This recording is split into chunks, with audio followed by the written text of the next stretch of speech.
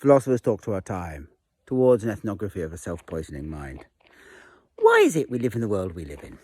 Well, a good Marxist will tell you, the real problem is that in the kind of raging version of capitalism that Thatcher replaced Keynesianism with, you are going to be up against very hard Marx rules. And the very hard Marx rules about the way capital will increasingly get in the hands of large corporations, how technology will enforce the power of very wealthy men unless it is stopped in some form.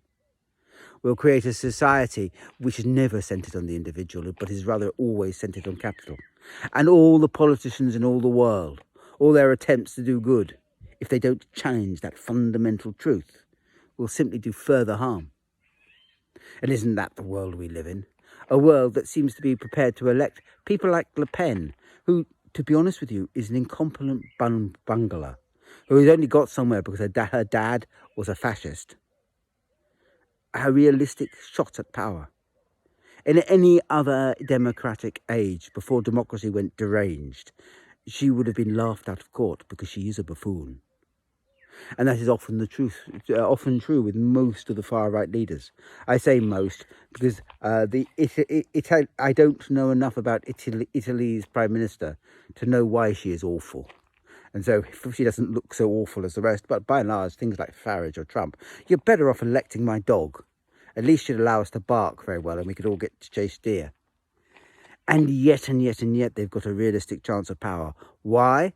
Because their very ineptitude makes the point. I mean, if you're living in a system where politicians are forever saying, well, make your life a little bit better, and then proceed to make it worse, because they don't challenge any of the fundamentals that are making it bad, you might as well elect the most corrupt cad that you possibly can to make the point. Because why not? Personally, I would prefer to elect an oak tree myself, but I understand. More than that, the real problem with the system we're in, any part reform, I mean reform to increase diversity in education, for example, is likely to rebound because if you don't change the entire system, then the entire system is already corrupt, and any changes that you make from within it are likely to be also quite corrupt. They're likely to be blind.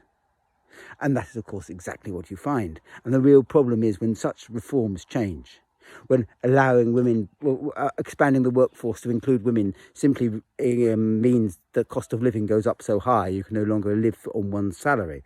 All that jazz. The far right say, well, we told you so. We told you any attempt to better yourself was a mistake. Better off go back 50 years to raging capitalism and us. That is why democracy is deranged. We need to change the system totally.